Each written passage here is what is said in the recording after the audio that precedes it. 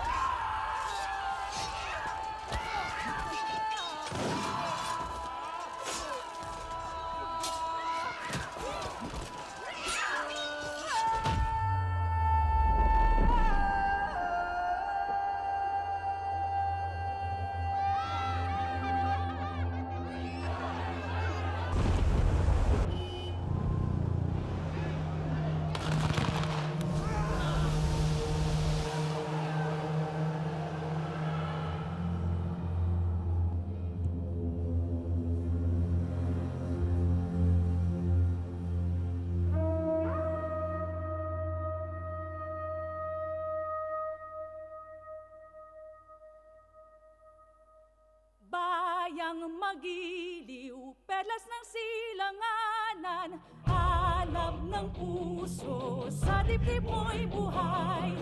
Lupang hinirang, duyan ka ng magiting. Sa manlulupi, di ka pasisingil. Sa dagat ang tulog, sa simoy at sa langit mong bugaw. May dilag ang tula at awit sa paglayang minamahal.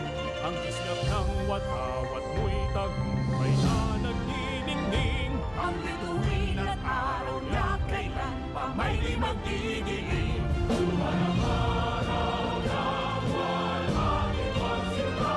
Tuwan ang langit sa Pinoy. Ang hinaya na barangay marami. Ang mamatay ng dahil sa'yo.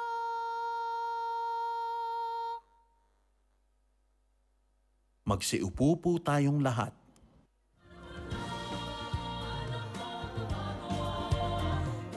Upang maghatid ng kanyang pambungad na mensahe, ang ating ambassador para sa bansang Laos, Ambassador Dina Joy D. Amatong.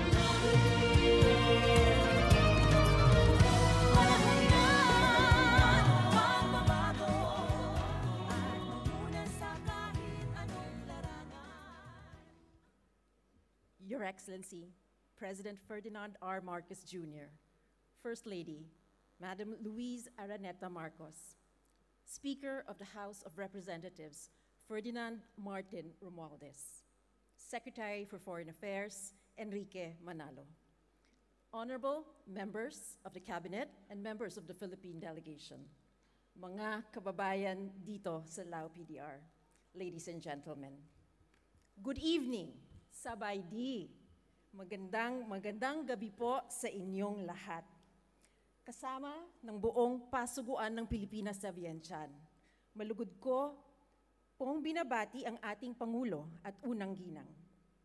Maligayang pagdating sa Laos, mahal na Pangulo, ma'am. Malugod ko rin pong binabati ang Filipino community na kasama natin ngayong gabi. Alam kong matagal nyo nang hinintay ang pagbisita ng ating Pangulo kasama ang unang ginang. Mula pa noong nanalo dito sa Laos si President Marcos noong halalan ng 2022, hindi po ba? Yes, yes, di ba? Mr. President, noong ako po ay nag-present ng credentials bilang Philippine Ambassador kay President Thongloun Sisulit, may higit na 2 taon na ang nakalipas. Ang una niyang sinabi sa akin ay kung gaano kagaling at karespetado ang mga Pilipino dito sa Laos. At hindi lang siya. Marami ding opisyales na Lao na aking nakausap ay pumupuri sa ating mga kababayan dito dahil sa kanilang sipag, galing, magandang asal, at mabuting pakikitungo sa kapwa. Mr. President, Madam First Lady, it is my great honor to introduce to you the Filipino community in the Lao PDR.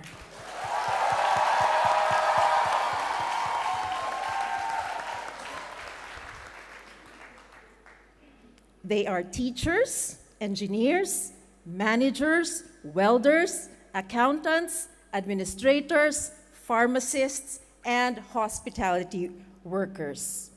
They are the men and women, girls and boys, young and not so young Filipinos who are also your best ambassadors to this country. In total, they number around 2,000, and they are represented here tonight by more than 400 kababayans who warmly welcome you on your very first visit to the Lao PDR.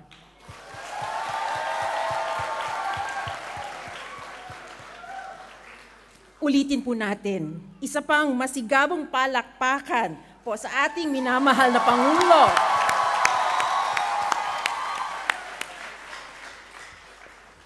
Maraming salamat po. Mabuhay ang Pilipinas. Maraming salamat, Ambassador Amatong.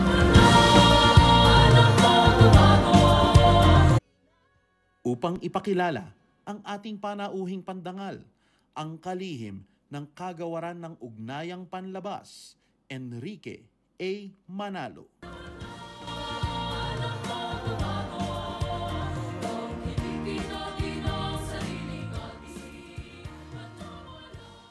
Mga kababayan, ang Pangulo ng Republika ng Pilipinas, Ferdinand R. Marcos Jr.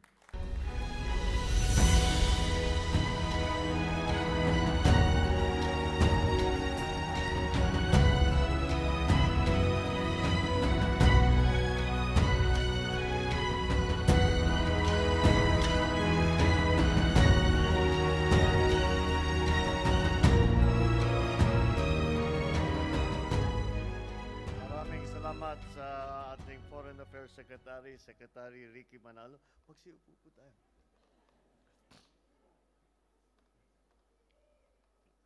Alam niyo po, lagi yung ako basta nagbabiyahe, meron tinatawag nasa schedule ko, tinatawag ang PhilCom, Filipino Community, na makikipagkita. At pagka nakita ko yun, ako'y natutuwa. Dahil alam ko, basta't kasama mga Pinoy, laging masaya. Ito, nagsasaya na naman tayo. Kasama po natin, dala po natin para dito sa aming conference ng ASEAN Summit. Nandito po ang Speaker of the House of Representatives, Speaker Martin Romualdez, Andito po ang Secretary ng Department of Social Welfare and Development, Secretary Rex Gatchalian. Siya po, pagka kayo'y nanonood ng balita galing sa Pilipinas at nagkaroon ng sakuna, nagkabagyo, na pumutok ang bulkan, naglindol, o kung ano mga na pangyayari na nahirapan ng ating mga kababayan na nangangailangan ng tulong, siya po ang namumuno niyan, siya ang kalihim diyan, at siya ay kung saan-saan nakakarating at ang nagbibigay ng report. Kaya tayo'y tayo mapalad na meron tayong kalihim na ganun kamahal ang kanyang kapwa Pilipino. Ang ating Migrant Workers Secretary, Secretary Hans Leo Kakdak, siya po ang kalihim ngayon ng Department of Migrant Workers. Ito pong Department of Migrant Workers, ang pinakabagong departamento sa kabinete ng Pilipinas. At ito ay itinaguyod upang tulungan lahat ng OFW na tinatawag natin. Kaya ngayon lang, kanina nga, ay pinag-uusapan namin kung paano namin gagawin upang maiuwi ang ating mga kababayan na nasa Lebanon, yung iba nasa Israel, nagigitna na nandun sila sa lugar na medyo delikado. Kaya dahil talagang nagkakagera na doon. At yan ang mga katungkulan ng Department of Migrant Workers. Kaya kapag kayo po ay mga nangangailangan ng tulong, nandyan po ang Department of Migrant Workers para sa inyo. Nandito po ang ating Special Assistant to the President on Investment and Economic Affairs, Secretary Beck Go. Siya po ang tumitingin at sinusuri at lahat po ng maaring mga investment na dadalhin sa Pilipinas. At kung paano natin padamihin ang trabaho, paano natin pagandahin ang hanap buhay, paano natin itaas ang level ng kita at ng kabuhayan ng ating mga kababayan. Andito rin po ang ating Trade and Industry Secretary, Secretary Chris Roque. Siya po ay ang pamamahala, ganun din, Trade and Industry. At tinitignan po niya kung paano ang pagpaayos ng ekonomiya upang ito ay makakatulong ulit sa ating mga kababayan para naman ulit magkatrabaho at kung ano yung pangangailangan na mga kailangan ayusin upang tamang-tama kasama si Secretary Go, yung investment na madadala sa Pilipinas, tayo naman sa Pilipinas ay handa natin tanggapin at i-maximize yung lahat ng tulong na ibinibigay sa atin ng ating mga kaibigan. Andito rin po ang ating Presidential Communications Secretary, Secretary Cesar Chavez. Siya po ang ating press officer at para ibabalita niya sa ating mga kababayan na naiwan sa Pilipinas na kung ano yung ating nagawa rito.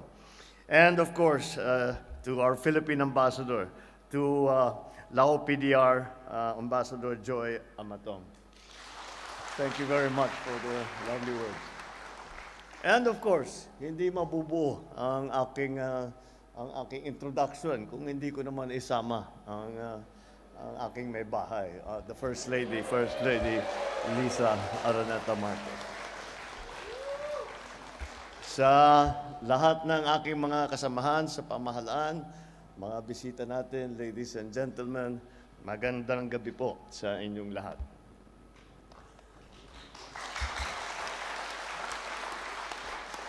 Susubukan kong gayahin ang ating ambassador. Sabay di tonlang. Tama ba yan? Baka mga Pinoy lang nakaintindi. Yung mga tiga rito, hindi naintindihan yung sinabi ko. Gaya ng aking sinabi, ako'y laging natutuwa kapag magkakaroon kami ng aming tinatawag na PhilCom. At para makakamusta naman kayong lahat.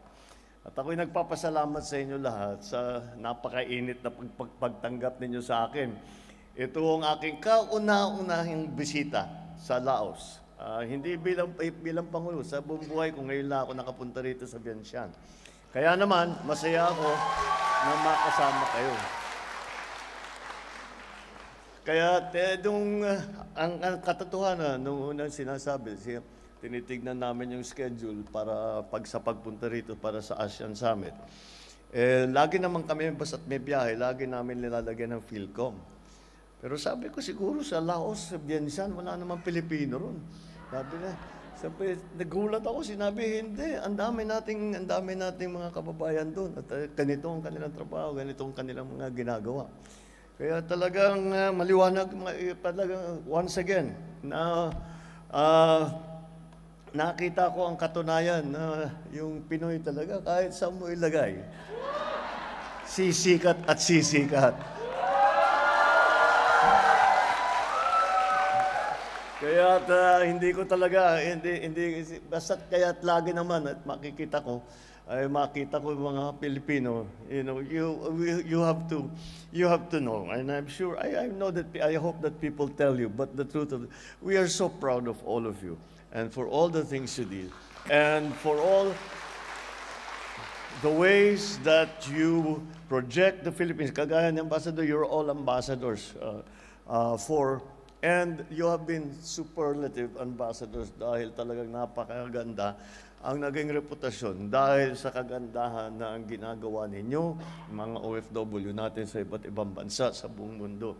So, we are very grateful for that. And that is why, lagi ko naman sinasabi, lalo nang sa administrasyon na ito, ay asahan ninyo na kapag kayo'y nangangailangan, nandyan po kami upang tumulong. Nais kong magpasalamat sa inyong pagsuporta rin sa ating administrasyon at ang ating mga programa. Papalapit pa lamang tayo sa halfway mark, ngunit dahil na rin sa tulong ninyo, marami na rin tayong naisakatuparan.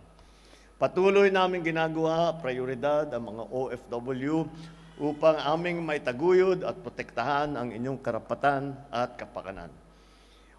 Siyempre, isa na ito sa pagbukas at pagpapalakas sa ating DMW o Department of Migrant Workers na pinamumunahan ng ating sekretary.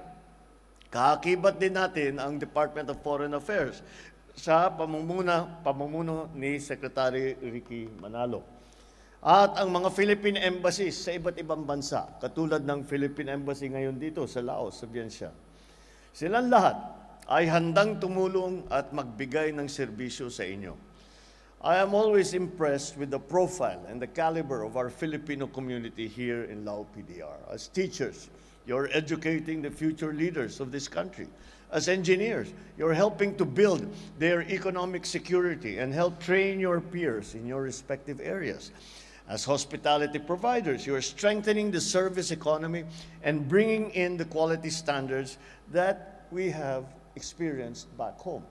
As executives, you make the business community here more dynamic and thereby creating opportunities for trade and investment.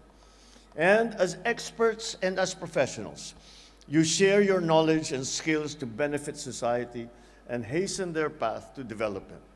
Maraming salamat sa inyong mga sakripisyo at pagmamahal sa inyong mga pamilya at sa ating bayan. Labis kong ikinatutuwa na malaman ang inyong mga kontribusyon dito sa Laos at kayo mismo ang naging magandang halimbawa ng pagiging isang mabuting Pilipino. Tunay ngang iba at nangingibabaw ang galing ng Pilipino saan man sa mundo. Ikinatutuwa ko rin ang pagpapalakas ng people-to-people relations natin dito sa Laos. Tunay na napakaraming natin pagkakatulad sa mga Lao. Gaya ng mga ating pagpapahalaga sa ating espiritualidad, pagmamahal sa pamilya, pagkikipagkapwa-tao at pagiging bahagi ng ating komunidad, pagrespeto sa ating kapaligiran at pagiging makabayan. Kaya naman, nais kong ipagpatuloy pa ninyo ang pagiging ambassador of Filipino goodwill dito sa bansang Laos PDR. Gaya ng sinabi ni Ambassador, daman-daman naman na ang mataas na pagtingin sa inyo ng mga taga rito. By exercising your professions in the professional and expert way that you do, through your daily interactions with the locals, you have become valuable members of society. You make us all very, very proud. Mga kababayan, in the next few days, I will be participating in the 44th and 45th ASEAN Summits and related summits, where I will be meeting with other leaders of the region and of other major international partners. I fully intend to advance Philippine national interests, including that of maintaining peace and security in the region, to strengthen our economy and to ensure the well-being of each and every Filipino. The world and our region are facing challenging times. From conflicts in Europe to the Middle East, to global existential threats such as climate change and natural and man-made disasters, to transnational crime and economic downturns. All these, in one way or another, affect the lives and livelihoods of peace-loving and hard-working people like yourselves. So my participation and that of the Philippines in the ASEAN meetings is precisely to find ways to cooperate with partners to better meet the challenges of today, to forge a better future for our beloved Philippines. During this visit, I will also attend the ASEAN Business and Investment Summit. I will meet potential investors, business people, and encourage them to explore the many promising economic opportunities that we have for them in the Philippines. Our country has become one of the most dynamic and best performing economies in Asia. You can be assured that my administration will continue to work hard to sustain this upward trajectory. Mga kababayan, ginagawa po namin ang lahat ng ito upang patuloy namin mabigyan ng magandang kinabukasan ang bawat Pilipino. Nang sa gayon, ay hindi na kinakailangan ng sino man na lumisan pa sa Pilipinas at makipagsapalaran sa ibang bansa. Gayunpaman, hinahangaan ko ang inyong tapang, tiyaga at husay sa pagharap ng mga hamon bilang overseas Pilipino. Sa mga minamahal kong Pilipino dito sa Laos, sana ay pagpalain kayo ng Diyos. Ipagpatuloy po ninyo ang inyong mabuting gawain at sa inyong pagbigay dangal sa Pilipinas. Sa lahat ng inyong ginagawa, maraming salamat sa inyo.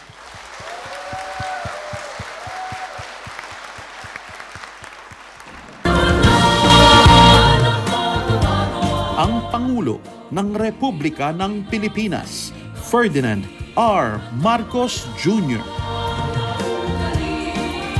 Sa puntong ito, ating awitin ng sabay-sabay ang Ako ay Pilipino.